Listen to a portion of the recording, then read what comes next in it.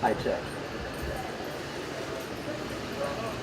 My name is Gene Hale. In the real world, I portray Admiral Samuel Francis Dupont, United States Navy. I know some of you are wondering, what does Admiral Dupont have to do with Gettysburg? The answer is nothing. But Gettysburg had an adverse effect on his life. And it's probably why you don't know much about him if you've ever heard of him. I was born on September the 27th, 1803 in Bayonne, New Jersey. And I lived until June the 23rd, 1865. And I'm buried in Wilmington, Delaware at the New Salem Cemetery in the Dupont family plot. At the age of 12, in 1815, I went to sea as a midshipman in the U.S. Navy. My commission was signed by an old family friend, Mr. Thomas Jefferson. I was sent directly to the USS Franklin.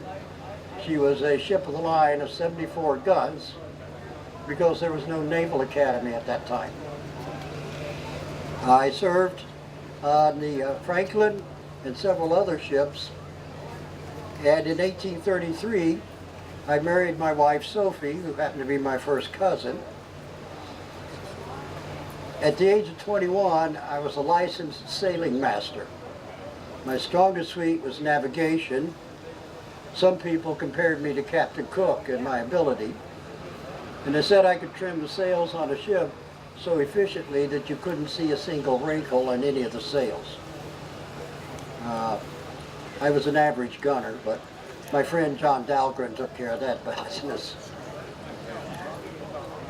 In 1845, while I command of the USS Congress as a lieutenant commander, I was on China Station under Commodore Stedman, and our squadron was ordered back to the States because of the looming war with Mexico. We returned to the coast of California via Hawaii, and we participated in amphibious landings with the Army that led to the capture of the city of San Diego. At that time, Congress was detached from the squadron, and I was ordered to patrol the coast of Mexico and Baja California.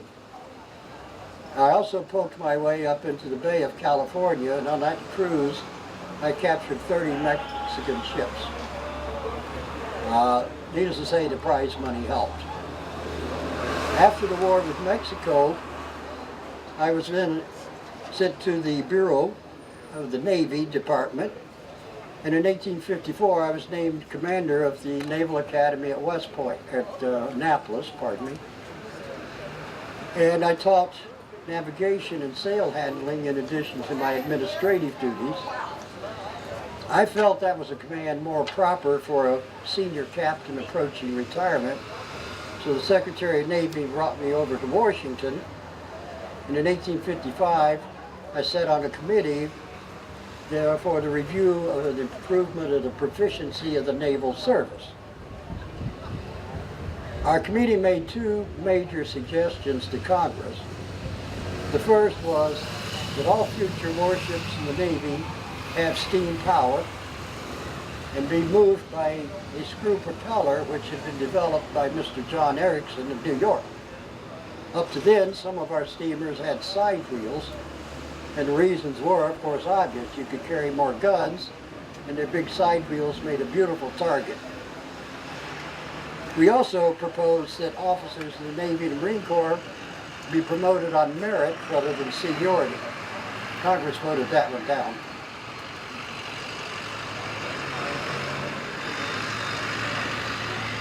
When Mr. Lincoln took office, and I still don't understand how that backwater lawyer became president, I was assigned to the Board of Review for the blockade to enact his blockade of the southern coast. It was the first time in history that the entire coastline of any nation was to be blockaded, not just the major ports. We had 90 ships in the Navy. 45 of them were old sailing vessels laid up in ordinaries, stripped of their guns, crews, and rigging. And of the remaining ships, we had 4 ships in American waters. The rest were all over the world, showing the flag on diplomatic missions. So that it would take weeks, and in some cases months, to get those ships back to the East Coast. The coast we had to blockade ran from the Potomac River to Brownsville, Texas, 3,500 miles. And the Navy Department under Secretary Wells approached the problem. They detailed me to organize and establish the blockade physically, and agents were sent to port cities in the north to lease or purchase as many ships as they could to be armed for the blockade. And I organized the blockade in 4 squadrons. The North Atlantic Squadron was responsible for the Potomac River down to Wilmington, North Carolina.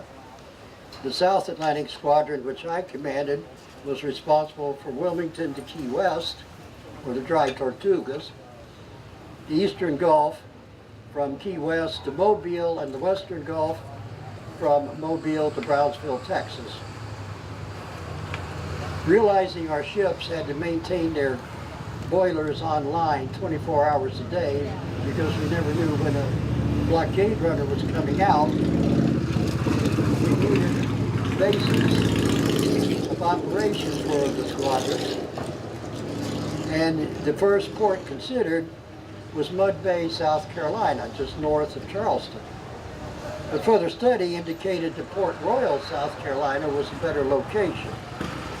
The roadstead where ships sat and waited their turn to go to the port, I estimated could hold 80 to 100 vessels, and it was deep water. Commodore Stedman, the ranking officer of the Navy, was offered command of a joint Army-Navy operation to capture Port Royal. He declined on the grounds of his age and poor health, and Secretary Wells turned to me as one of his senior captains. Our guest here, Admiral Davis, and some of his predecessors were having great difficulty getting Army cooperation on the rivers with our gunboats, Navy. So Congress, in order to foster cooperation, authorized the Navy to create a rank equal to Major General, and that was Admiral. I was one of the first, if not the first, admirals in the Navy. I was given command of the Port Royal operation. The Army counterpart was General Thomas Sherman, and we got along well. We gathered our forces in New York Harbor, and I emphasized over and over we had to sail before the 1st of September. September would be the end of the hurricane season, which we were well aware of, but before the winter Atlantic storm seasons, and it would give us necessary time to get to Port Royal. General Sherman came aboard by ship, and we sailed from New York across Sandy Hook on October the 29th. The government was a little slow in getting material and men to us. General Sherman admitted to me his entire regiment were 90-day volunteers with less than 30 days in the service, and he doubted that 90% of them could do a proper shoulder arms. We had 75 ships, and my men and I looked at some of the craft that the Navy had bought, and we wondered how they stayed afloat, let alone steam in the open sea. Generally, they were civilian ships that the decks had been reinforced and they got one cannon, which is no big deal because the blockade runners were generally unarmed and relied on their speed to escape. We crossed the border between North and South Carolina on the evening of October the 31st, and after sundown the barometer fell 20 points in 2 hours. We were hit by a storm that night, and while my flagship Wabash was tossed around like a cork, I wasn't that worried as she was the largest steam frigate in the Navy and well built. But all my personal belongings were soaking wet the next day. And I lost quite a few papers that had to be recopied. When I went on deck the morning of the 1st of November, I counted 6 ships in sight, and they were all Navy warships. I would learn later that 2 of our troop transports had been blown across the Atlantic to the Azore Islands by that storm. I proceeded to my designated rendezvous point just northeast of Port Royal, and on the morning of the 5th of November, I had 9 U.S. Navy vessels. and a small contingent of General Sherman and his staff on the flagship Wabash. He finally got over being seasick. And I decided to attack Port Royal. It was defended by two fortifications. Fort Henry on the south side at the north end of Hilton Head Islands was the larger of the two with 20 guns, and one of their guns was large enough to do serious damage if it hit the ship or possibly even sink it. The smaller fortification on the north neck of the land was called Fort Beauregard, and they only had 12 guns, and none of them had more range than 200 yards. So I ordered my ships into a column with the Wabash in front at the head of the column. We steamed into Port Royal and a southwesterly course, and I had my gunners fire as their guns came to bear on the forts. On the starboard side, as my last gun fired on Fort Beauregard, the port side could open up on Fort Henry, and we were in the center of the channel, so there was a range of about 800 yards on both sides of us. And the one Confederate gun that could reach us blew up on its second discharge, killing its crew and several other people, so I was in no danger. The roadstead was so big that we sailed in. I ordered the fleet to come about to the left in column. This prevented the possibility of collisions between the ships.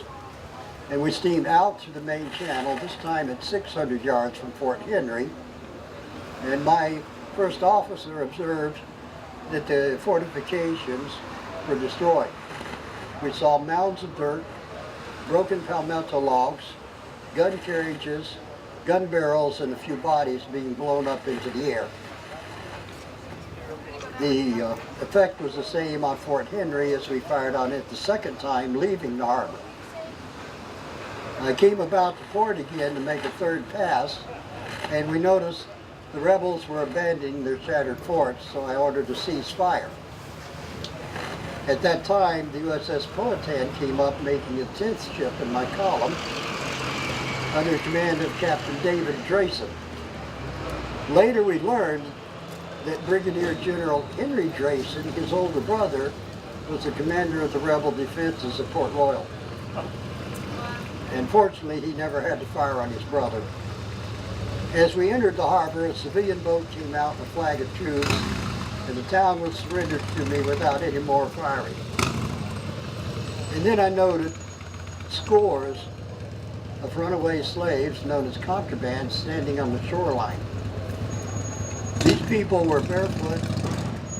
Many were in rags that barely covered their bodies. And if they had worldly possessions, they were tied up in little cloth bundles which they held. And they were seeking refuge with us. I ordered my men to offer what assistance they could, and we sent word for government agents to come down and give us a helping hand on this, as I could not feed them for very long. And after the war, I was told by some officers from the Army I knew that one of the men on a hill behind the town observing the entire action was a Confederate colonel named Robert E. Lee, who was returning from Savannah to Richmond. And when he got to Richmond, he told President Davis there wasn't a darn thing they could do about the U.S. Navy. And it was interesting in that after I captured Port Royal, the Army in April captured Fort Pulaski because they had the southern end of Hilton Head Island for their artillery. Savannah was sealed off, and my biggest concern was Charleston.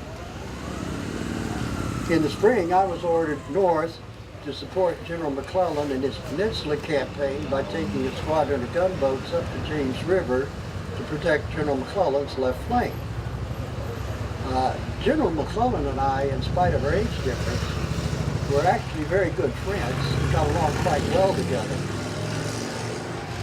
When the rebels made a stand at Williamsburg, I assisted McClellan in landing forces behind them, forcing a retreat further up the peninsula, without him having to attack their strong defensive line at Williamsburg.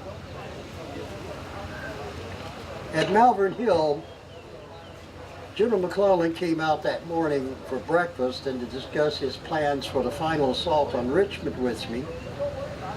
And before he could get back to his headquarters, General Lee attacked. So for the entire Battle of Malvern Hill, General McClellan was my guest on the quarterdeck of the USS Susquehanna, and he got to observe the effects of naval gunfire support. He was impressed. I'm the only naval officer that faced General Lee twice in the battlefield and beat him both times. And after Malvern Hill, General Lee stayed well away from the coastline.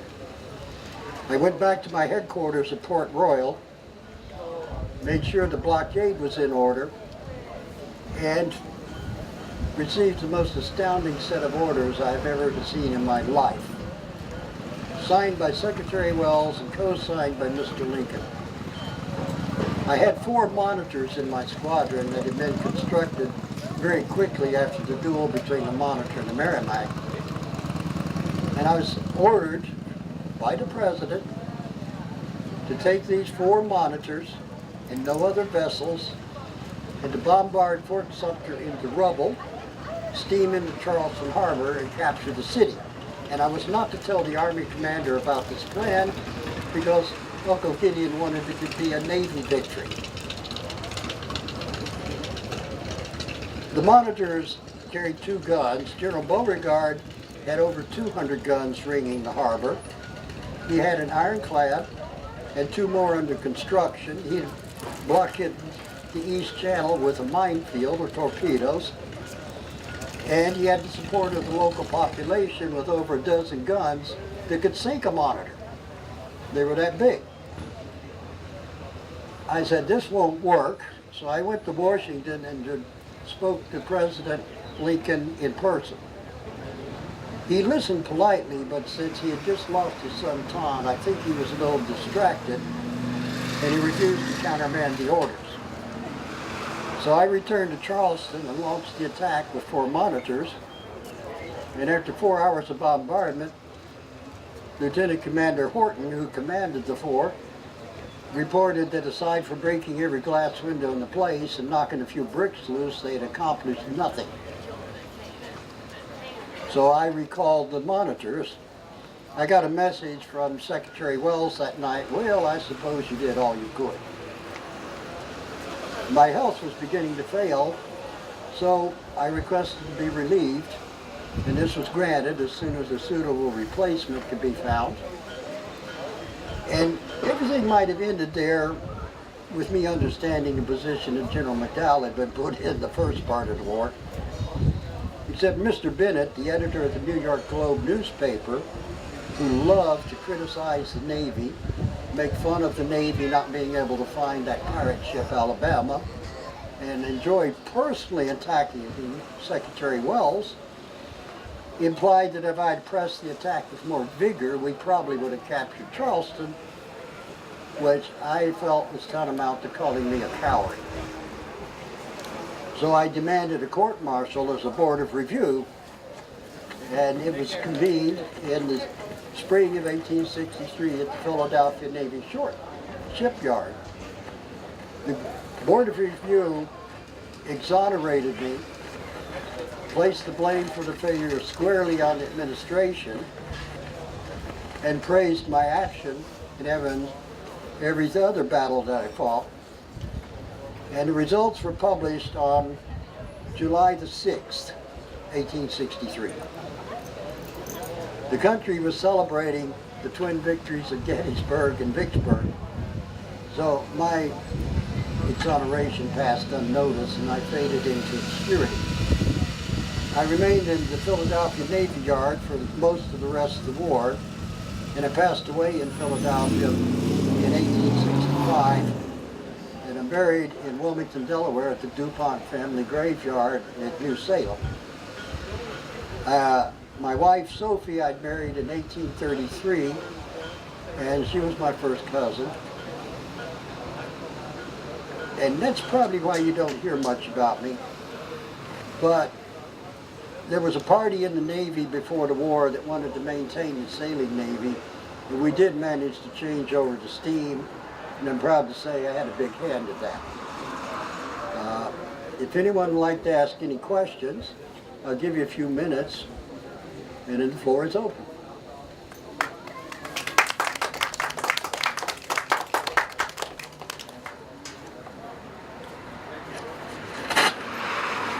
No taker? Well, I'd like to thank you for your kind attention. And I will leave you with one quote from Admiral Dupont. As a professional Navy officer, before the Civil War, he had no opinion on slavery, for or against it. When he returned from South Carolina, he told his friends and family that having seen the evils of slavery with my own two eyes, I hereby take back every word that I've ever said in its defense. He also considered the Civil War a mutiny, and that's why he had no qualms about putting it down with force. And no, none of the Duponts like Mr. Lincoln. So, thank you. Anyone who wants any more details, my tent's at the other end of the camp.